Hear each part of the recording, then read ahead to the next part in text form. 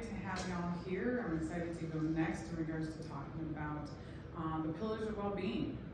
I think a lot of people don't realize what they have, what they are capable of doing, and I think the main point is that if you have boundaries, if you strategize and develop some self-care, you really are able to strengthen your resiliency. And so this is what the whole focus that I'm going to be talking about today. And so before we begin, I would actually like to invite you to a video. So I'm going to get that going.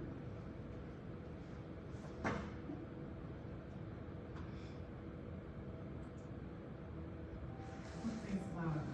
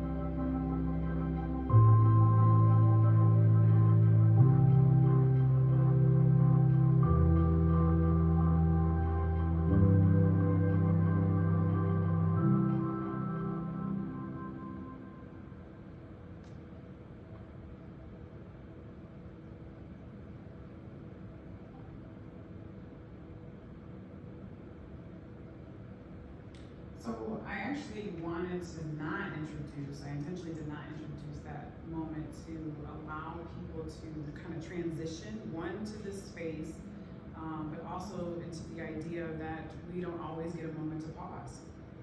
A lot of times we're constantly always moving and going, that we just don't know when to just shift and take a moment. And I remember reading on a LinkedIn post where it was shared that you should always try to shorten your meetings by 10 minutes, or sometimes once you get done with a meeting, to get up and move around and give your body actually an opportunity to transition and pause. And so the importance here is that it's really valuable, or actually important, valuable, to be able to make a moment to give yourself a pause. Your brain cannot take things constantly, you can't store things. And so I will be sharing this with you through you going on YouTube, but if by any chance you can take moments throughout the week, I really encourage you to do that. So with that, I always try to say in a space like this, talking about boundaries and self-care, resiliency, that it's always important to talk about the ground rules. And why that's important is because in all reality, I think some people don't know what's safe to talk about, or what can I share, what is important to say. And I'm really trying to invite people to give themselves permission to put out there and saying, this is a safe space and I'm going to talk about this.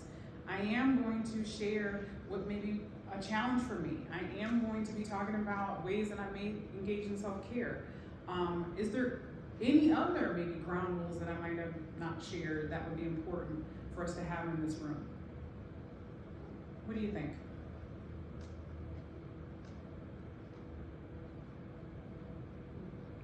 I know, we never get this question asked of us. Sometimes, okay, I like that where you're saying just make sure it's okay to not say anything, so I'm giving myself permission to just listen.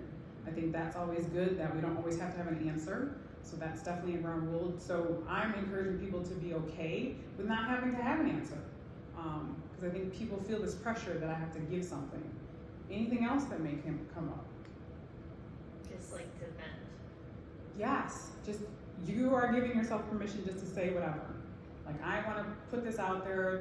There's no real reason. I'm just trying to express my thoughts. Absolutely. I heard you. You're about to say something. Space. So you're going back to say, I'm just giving myself space to think and talk about this topic. I think that's another piece to where is we never know what to pay attention to. And so it's really about, I need to give my mind space to really be able to take new information in that they may not even be ready to talk about, but I'm saying I'm going to invite this to be a topic that I'm going to talk about. So I think these are valuable things to consider, and if other things come into your mind that we should put into this space, put it out there. But I definitely want you to know this is an opportunity for you to learn new things, and there's no right or wrong way of doing it.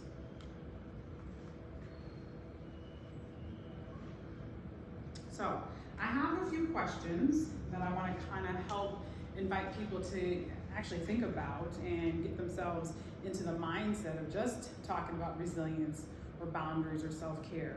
And so with that, I would love to be able to find out, just by any thoughts, why do you think resilience, boundaries, or self-care are important? Maybe even why are they even put together? What are some thoughts?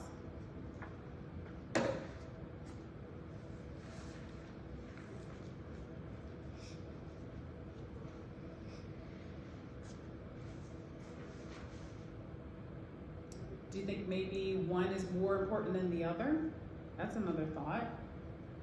Or do you think that maybe we don't talk about resilience and we only talk about boundaries, maybe by itself, or we always talk about self-care? And I think that's just by even people's reaction, that people are thinking about stuff, but in all reality, it's like, I never thought about these maybe together. Or maybe it's a thought of, I never thought of myself as being resilient. Or maybe it's hard for me to put into action boundaries, you know, or maybe it's hard to even put self-care. And so that is really even the important piece to say, that we don't talk about them maybe together. And so this is where I'm inviting you to kind of maybe have that, you know, moment to pause or think about how we may be putting these things together. And so what do you think about maybe them together or individually, how they may impact your life? What are some things that may come up to where you're like, this is how boundaries may have impacted my life, or self-care has impacted my life? What are some things that may come through your mind that you say, this is how I feel I'm being impacted by each or one? Yes? At work, making sure that I take the time to have a day off if I need it. Yes. Yes. You know how many people will tell me, I just can't take a day off. Like, they're gonna need me, or I'm gonna need the money. And I'm thinking, well, you put the money in to have that day off. Like, it's a benefit that you get. But absolutely, work is a requirement to pay our bills, but it's okay to also put a boundary to say, I'm gonna give myself a day off. I love that you brought that up, because it made me think about the fact that I got so excited on Friday, because I found out that I put money in my FSA account, and I can use it to get a massage.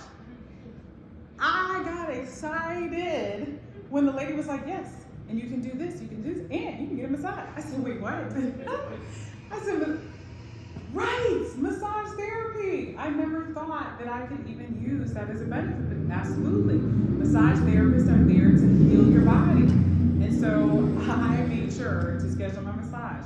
And so that could be a way where you can say, oh yeah, I'm gonna take a day to get my self-care in, to get my massage. What about anything else in regards to how one or all of them may impact your life?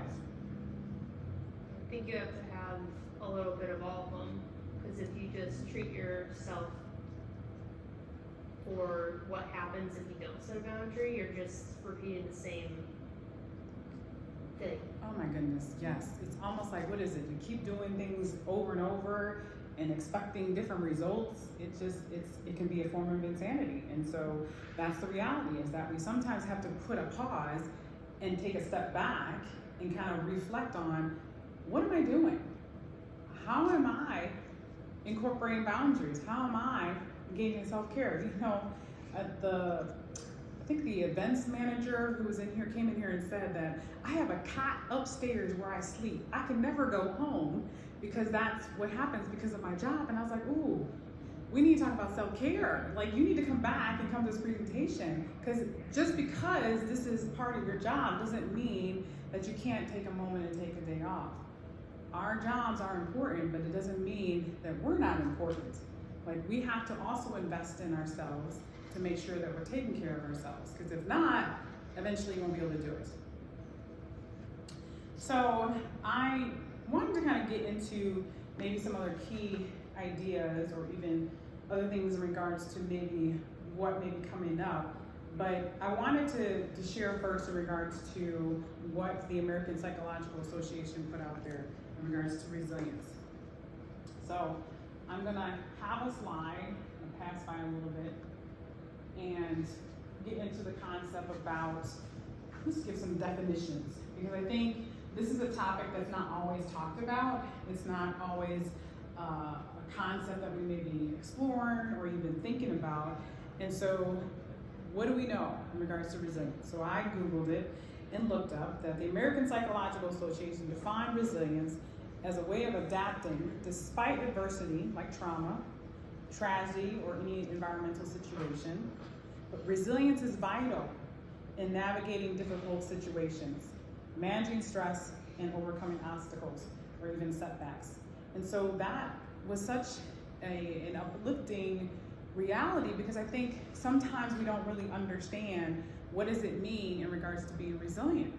And so that is a way to acknowledge that, hey, I can be resilient despite the fact of what just happened to me.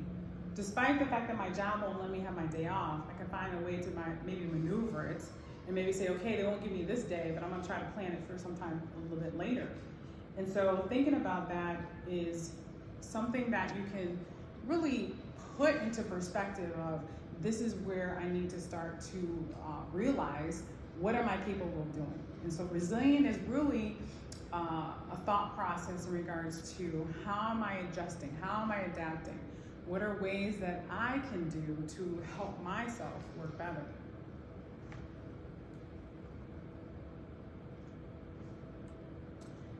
So I just kind of put on here, just really in the stance of, it doesn't really matter, just really in the fact in regards to it takes time to practice. I think that's what I want to highlight most. There's definitely this grid, but in all honesty, it takes time and it takes practice, just like boundaries and self-care. I think a lot of times people will feel discouraged because they want instant gratification, or they want things to happen right then and there, and if something doesn't go right, oh my gosh, I just must have failed, so then I'm never going to do it. Well, resilience is really just letting you know that you have to keep practicing. You got to keep doing it over so that eventually it'll start working. So, some takeaways to kind of think about. We're understanding the importance of resilience, but realizing it can be learned. It can be strengthened. So knowing in the sense of the fact that resiliency is not something that you may be born with. So if you feel like, oh my gosh, I can't do this, something must be wrong with me. No, the reality is that not everybody has this awareness. You have to start to practice. You have to figure out what works for me, what doesn't work for me, and be able to understand that it can be strengthened. You can develop something. I'm thinking, even in here, if we're not just thinking about resiliency, what are some things that you may have done in your life where you had to practice at it, and then all of a sudden, after so many times, it became something that you are an expert, or you do it well? What are some examples? Your job. Right, your job. We don't walk into our job even though we might have gone to school for it or we've had experiences. We don't know that job, but after so many times you become an expert. What are some other ways?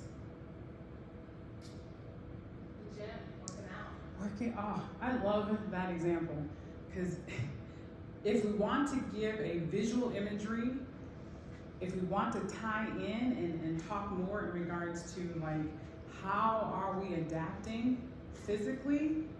Our bodies are creatures of habit. So when you go to work, we are learning a new skill. When we work out, we are learning how to strengthen our body. And that definitely takes time and it takes practice. And so people don't all of a sudden just learn how to run a marathon after maybe a week. I would say some people can, but it's not always very common. But resilience are those examples that you have taught your body how to practice and learn a strength so that you can eventually be able to be an expert, or you'll know how to do that. And I think the other piece that is really important is the emotional strength about resilience. It's not so much in the stance about how are you thinking about what you're doing, it's also how are you feeling about what you're doing. I don't know if you can recall, but when I get a song that comes on that I remember back when I was in high school, it just gives me such an emotional reaction where I'm like, oh my gosh, I remember this, I remember that. That's because there's an emotional memory that's tied to that experience. Same thing, resiliency. You have emotional memories that helps you learn and remember, oh, this is what I did. This is how I do it. And so when we understand our emotions, we understand what we're thinking, we can develop that perseverance. We can say, I remember doing this, so then I know how to do that. And so that's how we start to strengthen and learn. And so that's really the essence of understanding the importance of the fact of resiliency is how we are able to bounce back, how we're able to adapt, how we're able to learn, despite the fact somebody may say to us, how did you do that? Well, it's because of resiliency. We practiced and we prepared and we talked about it emotionally and we experienced it. So my goal today is for you to remember that you are capable of being resilient, that you are always able to be able to focus on learning new things to where you can eventually be an expert on yourself and maybe other people. So I had a question in here that was going to be part of the discussion, but really get into this standpoint, which kind of is a good segue of just like, do you think you're resilient? Before you walked into this room, you probably had no idea what we were going to talk about. And so I'm wondering, would you say you're resilient? Do you ever consider yourself resilient? Sure. Yes? Okay. What gives you some ideas that you think you're resilient? Going through obstacles in life. Yes, going through obstacles. Maybe having to get reminded, maybe you didn't do this right at work. And so therefore you're like, okay, all right, I gotta do that different so then my boss doesn't get upset. So absolutely. And so sometimes we don't think about what we have done means that we have been resilient. But a lot of times our minds impact us and think that because I did something wrong, I must not be good, or I must be terrible, or I must be a bad person. And so then we focus on the negative things, because a lot of people are more predisposed to thinking on the negative things about themselves. They don't realize the wins. And so today, think about resiliency. How are you a resilient individual? The other question is really getting into like, I want to stick around a little bit and just say, like, what do you think could be disrupting your resiliency? What do you think may be inhibiting or keeping you from being able to be resilient? Maybe there's people, maybe there's situations, but what could possibly be some obstacles from being able to be resilient? Loss. Yes, we're here for a grief summit. Absolutely, loss. We are talking about many people in this room have been impacted by the loss of a loved one that was not supposed to happen. It was an unforeseen circumstance that they didn't have any preparation for. And so when we experience such a shock to our system that doesn't help us say this happened and this is why it happened, we shut down. And so you're not able to maybe sometimes realize what you have around you, what you're capable of doing, what you're able to adjust to. And so then that does blind us and kind of keeps our positive beliefs about, what's happening in life unavailable. And so we start to think, no, I can't do that. Nope, that's not possible. And so that's another reminder to say, you have the capabilities, but unfortunately certain circumstances may keep you from being able to feel and realize that you have these capabilities. So the goal is that we have to increase our self-awareness and understand how to be able to talk about what we're doing, how to be able to understand who we are, so that we can start talking from the language of, I am a resilient individual, I am capable of doing this. Okay, I need to figure out what things that I may need to remove or add into my life so that I can develop more of that resiliency. So I brought up this wonderful colorful wheel, which I love bringing up in my counseling sessions, because when we think about emotions, we sometimes don't really know how to express how we're feeling. I will ask somebody, so what feeling is coming up? A lot of times I'll get, I don't know, I might have been sad, maybe, or they'll use a lot of words that are on the outside of the circle. I always say that it's hard to get in the middle of the circle, so I'm going to focus on the outside circle. So many people will say, I'm feeling sarcastic, or I'm feeling sleepy. And sleepy really means maybe I'm sad because I'm feeling kind of low, or sarcastic is I'm really feeling angry. And so I love to empower individuals to let them know that it's okay if you don't have the words to express how you're feeling. Because a lot of times we have learned emotional experiences before we have the language to express it. And so it's not your fault that you don't have the words to put to what you're going through. It's unfortunately the situation. And so what I am doing when I bring out this wonderful diagram is to give people the words to understand how they're feeling.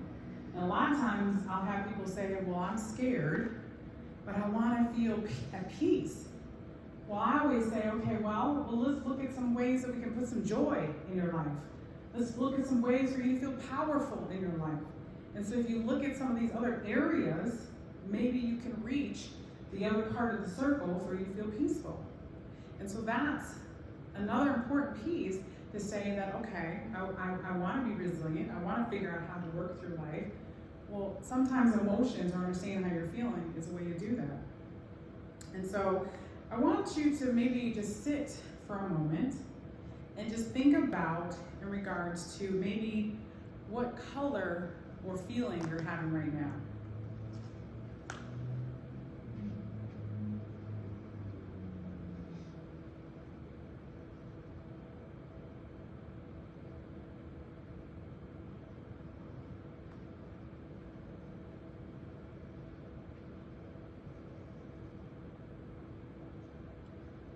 So now that you may have a color, I want to actually have you think about as far as what words would you pick to describe how you're feeling. So I know that you have this wonderful color wheel. I want you to kind of think about right now, what are some of the colors that may be coming up? So what are some of the colors that you may be feeling right now?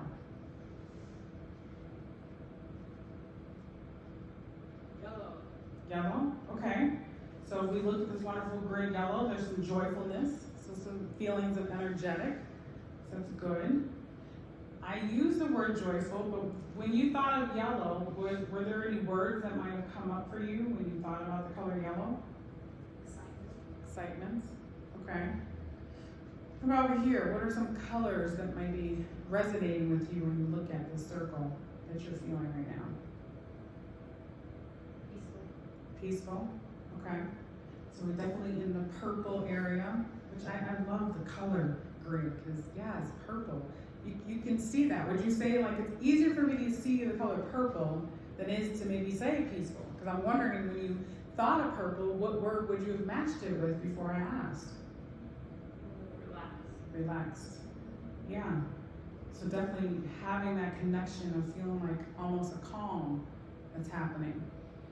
And so that's the important piece of it, is that we may not necessarily have the words to describe how we're feeling, but I can put a color to it.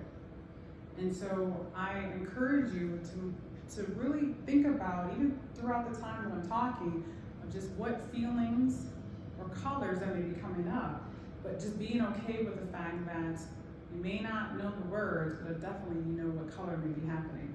Because the goal is we want to encourage you to start talking about things. Because, you know, in all reality, to be resilient is to be able to start expressing how you're feeling, or being connected with yourself, being able to know how you're feeling, how to tell somebody how you're feeling. I always have to look to make sure I'm on the same screen. I always feel like I'm going a little faster. I might have this going and people are like, wait, I don't see what you're seeing. So we talked about resilience. We talked about in regards to, you know, what are we capable of doing, what's happening.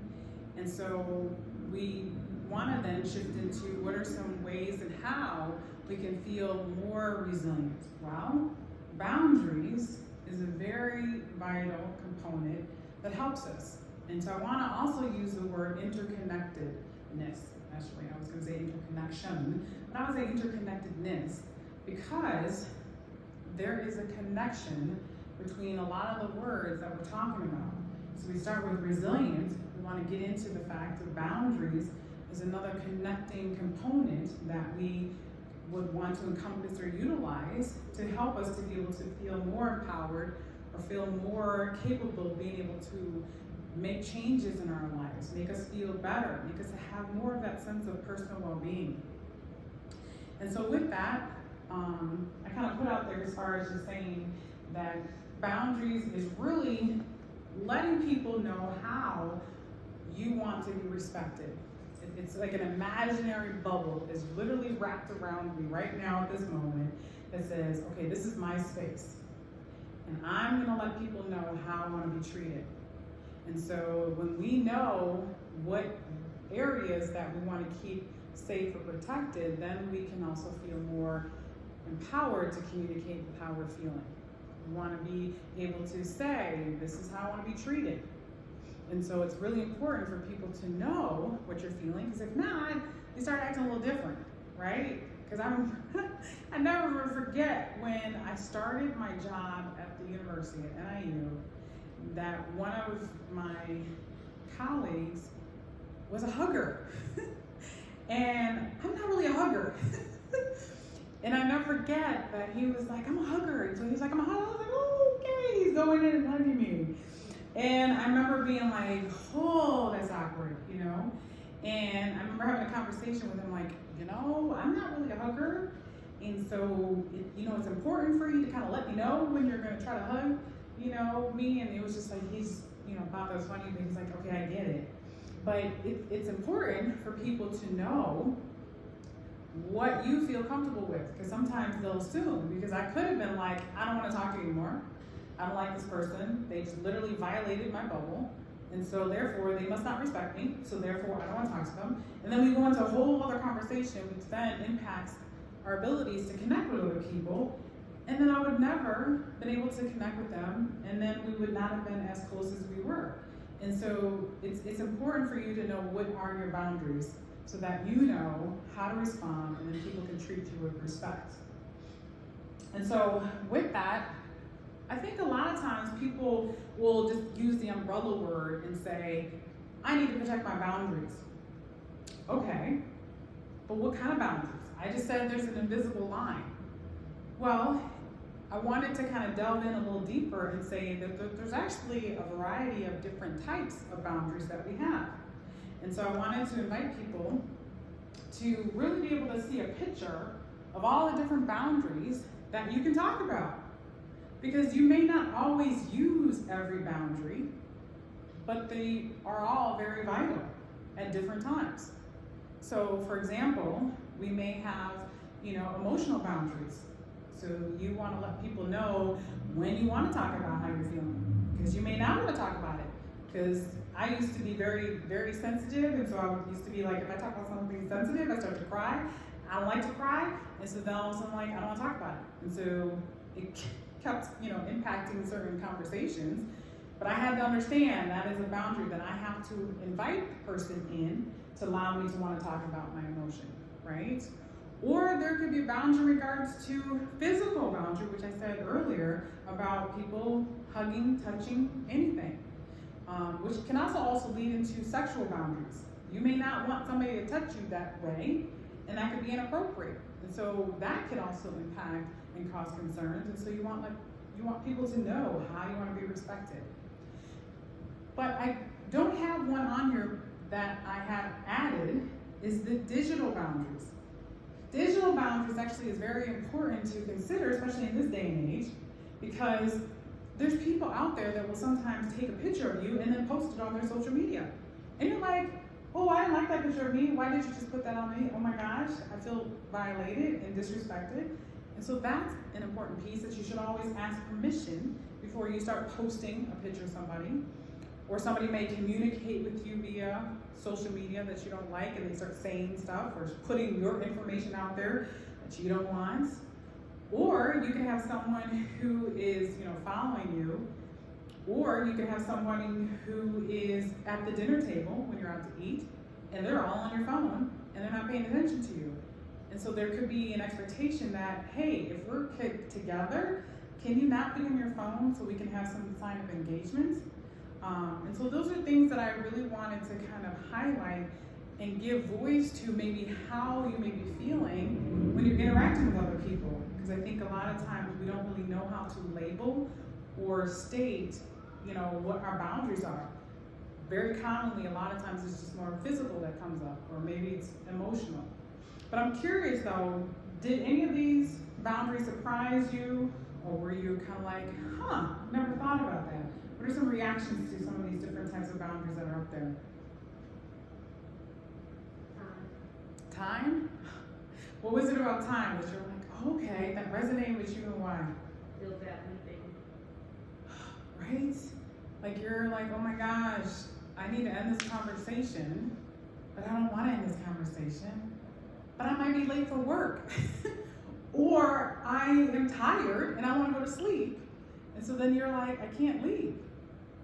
Absolutely. And so one way, let's just kind of maybe just practice for a second. Like, how could I maybe put out a time boundary so that people can respect me in regards to my time when you're like, I need to be able to say goodbye.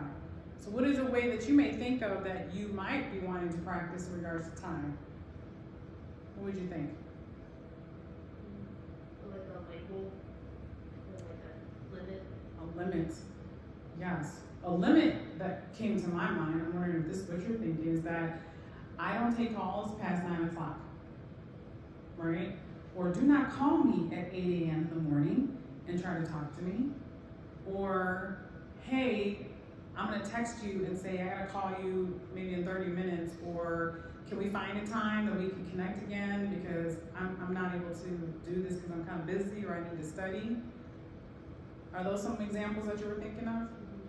Yeah, it's really helping people understand how to respect you so that you can be your best self when you're with them. And that's really what boundaries are about. How can you be your best self? Because people are respecting you as important as they may feel they are important. And so you're saying, I want to value you, but I also want you to value me. And I think sometimes people feel guilty when they put themselves first, or when they actually say, here's the line in the sand that I need you not to cross. And that may seem hard, but a lot of times it starts to improve. And I'll give another example, is that I remember I used to always say yes to everything. I'd be like, yep, sure. And I'll be readjusting my life for people and being like, oh my gosh. And I was like, okay, I'm gonna do it. And I'm like, I had to pause for a second. I was like, ooh, that doesn't feel good. Because I'm feeling tired, I'm feeling exhausted. And so I had to finally say, and this is my new word, is, can I get back to you on that? Or, let me think about that. And those are literally moments for me to pause in my life so I can say, okay, can I do that? Okay, will that work? Okay, is that an hindrance? Okay, it literally gives me a moment to pause. It helps me actually to reassess and make sure, because when I was saying yes, I would double book myself. Or I'd find myself driving an hour out of my way when I could have just sat at home and said, hey, can we do this later? It was like a lifesaver when I was like, can we reassess? Because a lot of times people are like, oh, absolutely. I'm like, huh. So I was making myself overly exhausted for nothing. Because I felt like I couldn't set a line in the sand. Because again, what is usually the thing about boundaries? We don't want to hurt the other person. We don't want the other person to feel less than us. We don't want people to be mad at us. It's usually why we can't set boundaries. It's because we're always thinking about impression. Impression management is like the ultimate stress in our lives. And the reality is that we don't have to. We're all on the same team. So just thinking about resilience, we're trying to help strengthen and practice. We can start putting in those boundaries will help us being able to practice and be more connected with ourselves to where we can feel much happier and feel much better in ourselves. So I did have actually another example of something kind of reflect in regards to, are there any boundaries that you may struggle with? I think we might have looked at that. And so maybe I'll ask more of like, how would you envision maybe a new boundary that you may not have been able to think about that you want to incorporate? Can anybody envision maybe, oh, I think I want to start practicing this? Is there one that was up there that you're like, I want to do this? I know we talked about time. I'll put this back, up there, but is there any boundaries that you're like, yeah, I want to start practicing this? Conversational boundaries, maybe at work. Whew. Okay, I need an example of that. When you say conversational at work. Like societal controversy, things that are happening. Oh, man. Don't need to be talked about at work. People love to put their own business in your job, and you're like, wait, we're talking about this? Like, I don't want to talk about this. But they feel like, you need to talk about this. And you're like, I don't want to talk about this. But then you're like, once they know I don't want to talk about this, then they know me and my situation and my stance, and I want them to know this. And so then it's all of a sudden you feel this obligation of having to put yourself in a situation that you don't want to be in. And so then you're like, dang, why do we talk about this? So can we not have certain topics? Absolutely. Certain conversations should not happen at work.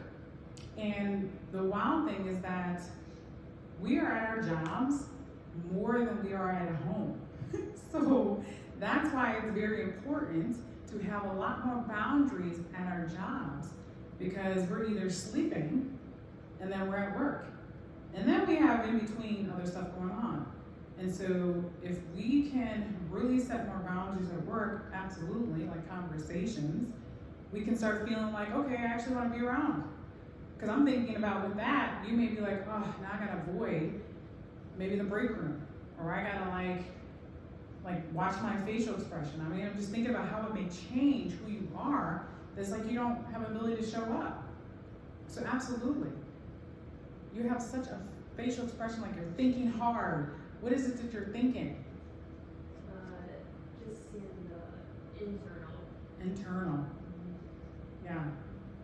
Because, like you said, time to rest, time for yourself, setting that with yourself rather than with somebody else. Yeah, I was really talking with somebody this weekend where it kind of resonated with me, where I had been, thinking about their experiences and talking about different things, and I remember saying, you are a caregiver. You give yourself to so many people. We give when we're just sitting here talking. Like I'm right now giving because I want to give information. That can be, taking from us, that energy. And so it's important for us to say, okay, I need to maybe give myself to give time back to myself. So absolutely. And so with that situation, I encourage that person, find a moment where you can just go off and take a walk. Go off and take a walk, and then maybe find a place where you just sit down and just pause. Just sit and have a moment to just pause and think about, I don't hear anything, Or, man, I'm feeling this ground, this grass. Or I'm listening to the birds. Or like when you just sit and allow yourself to pause, it helps your system to be able to regulate. It helps your system be able to recalibrate. We have to restore our systems. And I'm gonna have a moment, because I always love to bring this up about the science about our bodies. We have two internal, energies in our system that is built up with our nervous system. The nervous system is used to actually help us function. So we have the sympathetic nervous system, which is really good for us. It helps us know if we need to run, or if we need to pause, if we need to figure out if we're in danger, but it helps us get us going. And adrenaline is usually the kicker for this sympathetic nervous system. Well, once that gets kicked up, and then we realize, okay, we're not in danger or nothing's wrong, we can pause, we can breathe, then our sympathetic system helps calm us, helps us bring us back to balance, help us be able to say, okay, we're good, now you can sit. Bring your blood pressure down, bring your heart rate down, bring your breathing down, helps you be able to reconnect with what's happening in the room.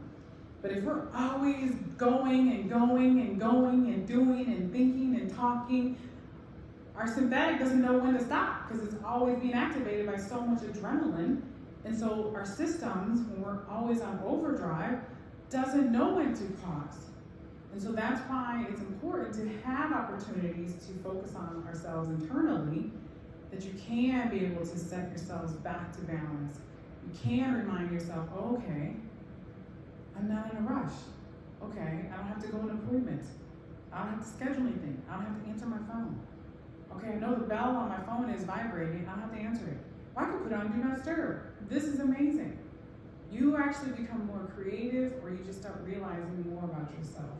So yes, I really love the importance of that internal boundary, because the only person in this room that knows you best is you. And so that's why it's important for you to be the ones to say, no, I can't do this. Because the person to your left or your right is not the person who can answer that for you, only you. And so I encourage you to be empowered to do that. So I'm just thinking of time. I had a lot of activities, and I'm thinking, let's kind of get into this concept of, what is it in regards to boundaries? And so these are just some recaps in regards to action steps. And so just thinking about in regards to boundaries, the important thing is it's okay to put yourself first. It varies from person to person. Everybody's different in regards to how they handle boundaries. So don't think that what they did, you can do. You may be, but you may not be, but that's okay. And so that's always something to think about, is that it's not important to do what everybody else is doing. Do what's important for you. And then the one thing I love is no is a complete sentence. You can literally say, no, I don't want to do that. And that's an important thing to encompass. And then things don't always have to make sense. I think a lot of times we always feel like, I need to understand why I don't want to do that. No, you don't. If you don't want to do it, you don't do it. And so when we think about boundaries, it's always important to be able to have yourselves to feel empowered, to be able to say, I'm not going to do that, and this is why. So now, we're going to talk about self-care. Self-care is another additive when it gets into the concept of boundaries. And so self-care is really about being intentional. So we have some action steps. So now we want to say, okay, well, once we have the action steps, what do we do after we understand and put things into practice? So I wanted to kind of put out there and say that what does self-care really mean? And so I just put out a few different concepts or components that thinks about self-care. And so self-care is really about, promoting your well-being. So really trying to focus on the physical, mental, and emotional. It involves taking care of yourself. It means to prioritize. So when you're being intentional, you're prioritizing. And then you can do stuff in regards to maybe taking a walk, doing some exercising, eating differently. You know, I had a client who told me just by changing my eating habits and exercising has been a world of difference. I sleep better, I feel better, I feel more energized, I even feel good because I'm starting to see some results from doing the exercise. And so that's what it is. You're being intentional. And so I want to kind of get off and saying that, okay, if we want to practice and be able to put some actions, steps into place, so what are some things that potentially could be draining you from being able to do any type of self-care? And so I have, a worksheet that I wanted to kind of put out there, which is actually on here on the stage with me.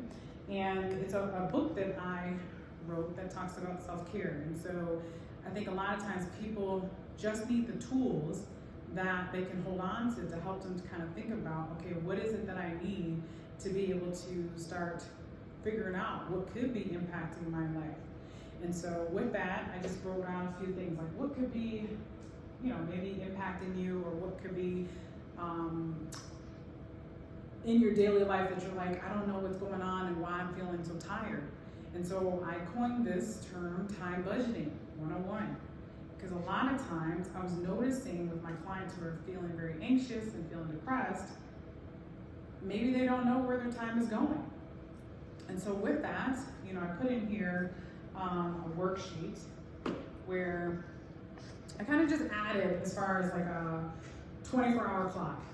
I just put 12 a.m. to 12 p.m. Let's look at a grid of what are you doing with your time? Where's your time going? What's happening? And so what I will do when I'm with a client in the room is I will have them write out everything that they're doing. And so interestingly, we have 24 hours a day, 7 days a week. I had to think about it. I was about to say something more, but I was like 24 hours a day, 7 days a week. It doesn't change. It doesn't stop. We're supposed to have 7 hours of sleep. So if you do the math, 24 minus 7, I think that's 13. I don't know. I'm trying to do quick math in my mind. But there's 13 left. And then if you have 8 hours that you work at your job, then that's like 5 hours is left. And then if you're supposed to eat, and then you're supposed to drive to work, and then you're supposed to also be able to maybe take some breaks, or you're supposed to do some meetings, it's like the time is already down to maybe you only have like 2 hours for self-care. So absolutely, I can see why some people are like, I just don't have time. I have a 30-day self-care challenge out there right now, and some of the things is because people are feeling exhausted why they may not engage in self-care. Or some people are saying because of, their jobs or responsibilities at work are some of the reasons to why people don't engage in that. But what I always try to say is that if we don't know what's going on with our schedule, it's hard to figure out where we need to make some adjustments. And so I ask people to write down all these things so you can figure out where you can maybe make some changes, where you can maybe schedule in a time where you're actually, doing a walk for maybe 15 minutes. Like you don't have to work out for like 30 to 2 hours, 30 minutes to 2 hours. You can do it for like 10 minutes. Maybe you park your car far away from your job so then you can have that brisk walk up to the front door. Or you may not realize, okay, I'm actually not going to bed until like 11 o'clock because I'm scrolling social media for like 2 hours. So we need to start paying attention to how we are managing our self-care or even our time.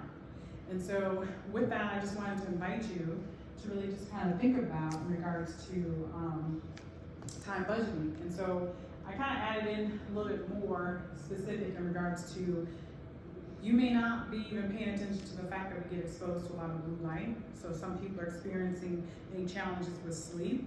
It could be because you're scrolling social media, so that blue light can impact you from being able to sleep, or the TV screen.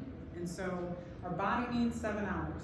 At least 5 of those hours is for our body, and 2 hours is for our mind. We have to have time to be able to allow our brain to be able to put things into different compartments in our mind so then we can use it for later. So long-term or short-term memory. So REM is very important for our bodies to kind of repair itself and be able to feel much better. And so with that, I just kind of want to, always remember that sleep is very vital and very important. And so if you can try to pay attention to your sleep habits, that's something I would encourage you to start doing. I think the other piece is really asking people, what does it look like when we engage in self-care? I know I shared out different things. You can do exercising, or you can maybe talk to a loved one. Maybe it's doing some meditation, maybe it's going for a walk. But in all reality, it's always like, okay, why are we not doing it? And so I'm wondering, with you as far as, is it wrong to engage in self-care or self-love? What would you think? Absolutely not. No? Prioritize yourself. Oh my gosh, right. And so I'm happy, we have people in here who are like, yes, we need to do it. And that's absolutely true. I think sometimes people are like, I don't want to do that because they think I'm being selfish. Well, no, that's not true. Self-love is a really great way to reinvest in ourselves and understand that we are important, because if we don't do it, then it starts impacting us. Would you say there's any people or situations that may keep you from being able to engage in self-care? Okay, I see them nodding heads. I see a few people nodding heads. Okay, that's good, because a lot of times it's people that sometimes could be a concern. So if it's not that, it may be situations, so maybe responsibilities, so having to do laundry, washing dishes, that can sometimes be a factor. Maybe having to commute far away could be a factor that could be impacted. So sometimes I always encourage people that over the summertime, see if you can renegotiate how often you have to go into work if you can. Have conversations with your boss and see if you can find ways to whereas you can manage your time differently so that you're not exhausted. Let's see, trying to think about other pieces. So I think I'm gonna go off and just kind of share out just some different other self-care. I created my own essential oil line and body care. So essential oils is another way to help you engage in self-care, helps your body calm down. So if you can find opportunities to be able to smell some, aromatherapy, that's a good way to kind of help you, incorporate any type of relaxation in your life, or even put yourself first. Maybe you can journal. That's another thing I actually had in the book, is also different lists of things, because sometimes people don't know how to shut their phones off. And so in all reality, the important piece is that it's okay to put your phone on Do Not Disturb. Like I always put a time where it's after 9 o'clock, I put it on Do Not Disturb so that no one can reach me, and then I don't feel obligated to have to talk about it because I didn't know it actually came through. And so there's some examples of being able to put in some self-care. Let's see. I'm thinking about some other stuff. So I wanted to share next another example of like our mental health self-care contract. And so this is just another circle, just reminding people that there's a different way in how you can focus. So just like we have 7 types of boundaries, there's also different ways in how we look at our bodies from a wellness standpoint. So thinking about self-care, think about it from a personal standpoint. How can we incorporate self-care with other people in our lives, maybe professionally, maybe also in regards to psychologically, what's going on with our minds. So going back to internal. And of course, I already shared and talked about the book. And I think this is what I'm going to leave you on. I'm actually going to go past this one. Just to kind of be mindful is having y'all take a moment and just think about when you create a self-love contract, what could you encompass on there? And so with that, I wanted to kind of give you some examples to put on here, and then maybe see if you're willing to maybe think of some other things that you would add to a self-love contract. And so I put on here, I will be honest with my feelings. I won't agree to everything. I can say no even if I want to say yes. I don't have to be perfect. I know I can do it, but I will ask for help. I don't have to do this alone. And tears signifies genuineness, an expression of truth. So these are some ideas that you can think about as far as ways to say, I'm going to put myself first. I'm going to focus on being able to have an opportunity to love on me and be okay to be able to incorporate boundaries and be able to say it's okay to have self-care to be a primary practice in my life. Can you think of anything else I might have missed? I know that's a long list. So there may not be anything added in there. So I'm wondering if anybody has any other things that they would add in on a self-love contract.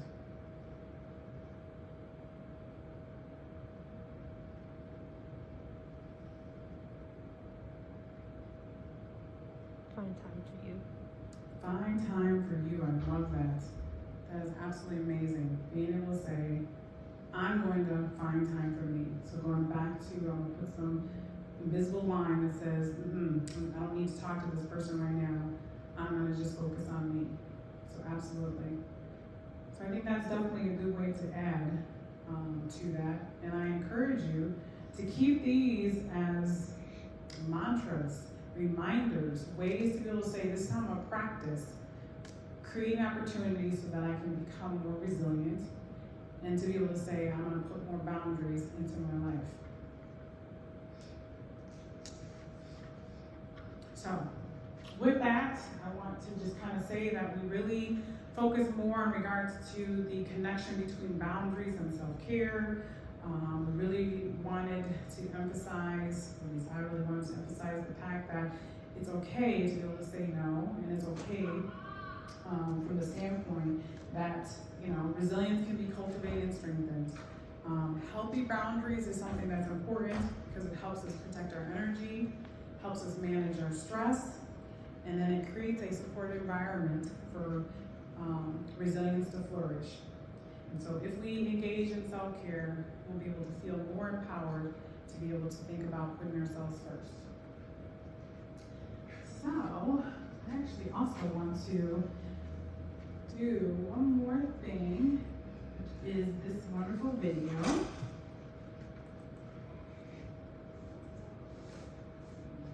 I invite you to relax with Dr. Erica.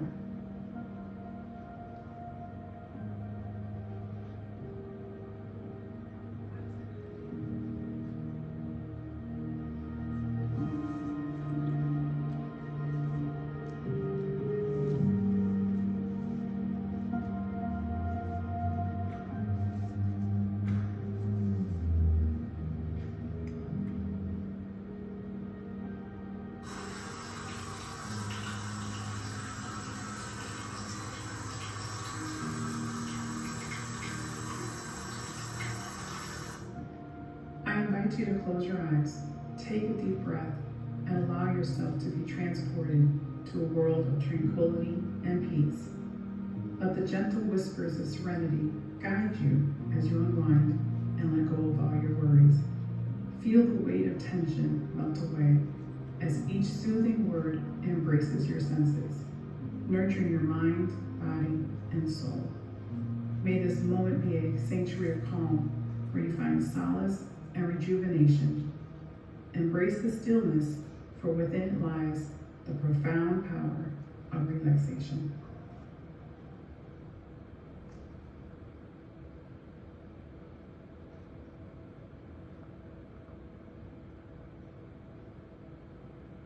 So excited. Really hope you enjoyed this moment, this opportunity to learn about how you are a resilient individual, how you can incorporate boundaries and self-care. I actually have a handout that I gave that gives you characteristics of what it means to be resilient.